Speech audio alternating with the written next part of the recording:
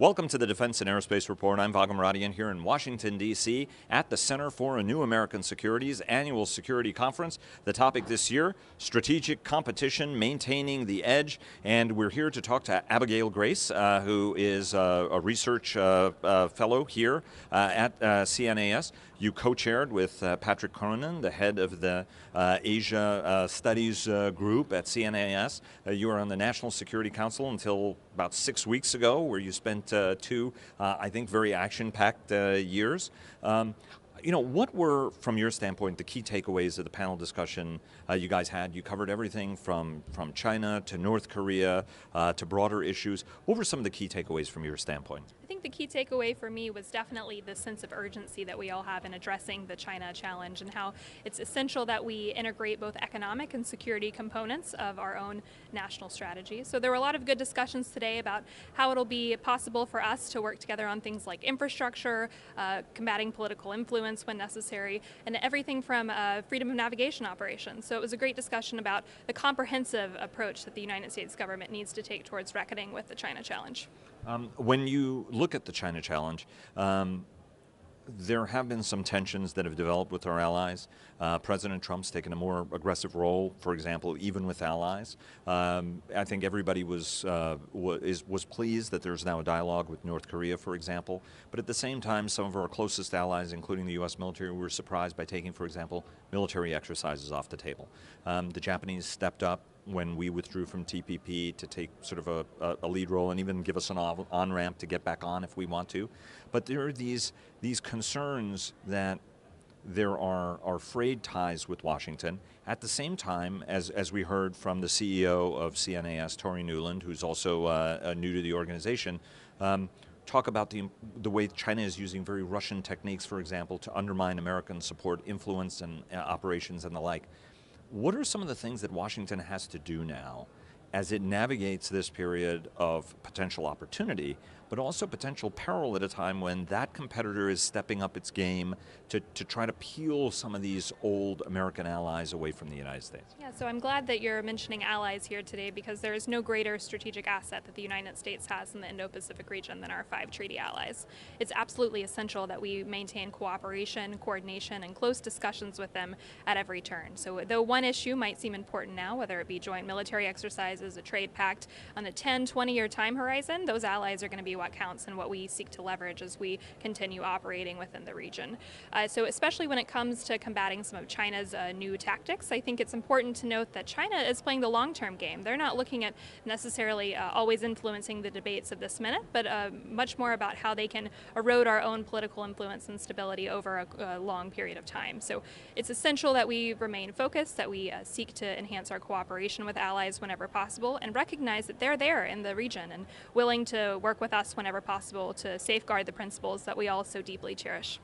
Is there a danger, for example, in Europe, there is a concern that even in a very short period of time, the alliances can erode to a point, or the rise of the right could change the nature of those alliances in a way that may be permanently bad, irreparably bad. Is that a concern at all in Asia, or is the risk different, mitigated, and if mitigated and different, why? Well, I think that something important to note here is that we're fortunate that our alliances are built on a strong foundation of decades of cooperation and support. So it's not anything that I think we have to be worried about in the short term. That being said, we can't take these things for granted. They take constant maintenance, support, cooperation, discussion, and any true alliance is not just about U.S. values and interests, but also listening to the other partner and saying, what is it that you need that we see, and how can we work together to defend these values? So I think under medium, long-term range, it'll be essential that we continue building support, having close discussions, and encouraging all tiers of officials to interact. Let me take you to North Korea. Was the North Korean deal a good deal?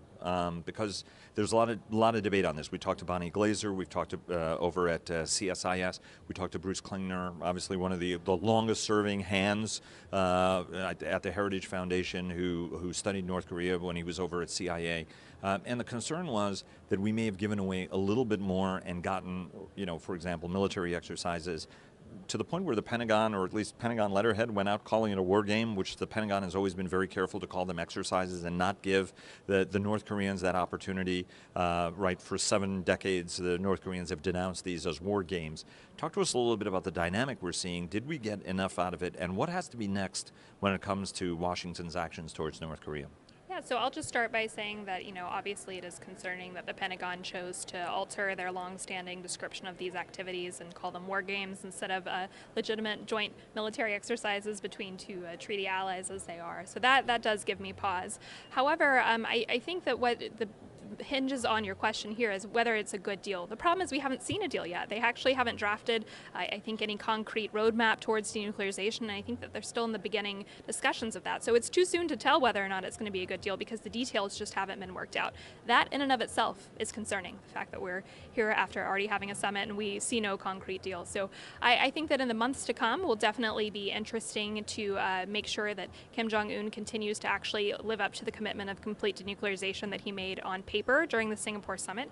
His recent visit to Beijing, where he visited several economic development sites, does indicate that perhaps he is interested in reforming and opening his economy. But whether or not that's actually accompanied by denuclearization, I think it's still too soon to tell. Is it possible, and I'm going to let you get back to the event, but is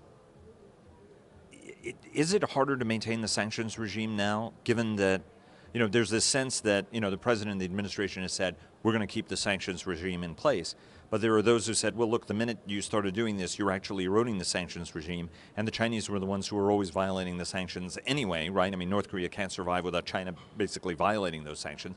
I mean, what's that sense? I mean, is it going to be possible to keep international pressure on the North Koreans at this point? Yeah, well, so any sanctions regime, though all sanctions passed by the United Nations definitely still stand in place, I mean, they're only as good as the implementing bodies. So if Chinese customs and border agents decide that they're going to let North Korean textiles, seafood, other banned items through, then that means that the quality of sanctions definitely has decreased. So I think that with this increased engagement we've seen between North Korean leader Kim Jong-un and President Xi, there's certainly a chance that we will see the erosion of the sanctions regime that has brought us to this point. And I think that will be the key sticking point between China and North Korea and the United States and South Korea as they move forward on this roadmap. How do we actually lift sanctions? In what order? What specific steps towards denuclearization and disarmament are they paired with? And these are the discussions that will determine whether or not it's a good deal. And to now, I don't think that we're on as good a footing as we could be. So. Abigail Grace of the Center for New American Security, formerly of the National Security Council, thank you so very much for taking time with us, and look forward to talking to you about Asia again in the future. Yeah, thank you for having me. Thanks.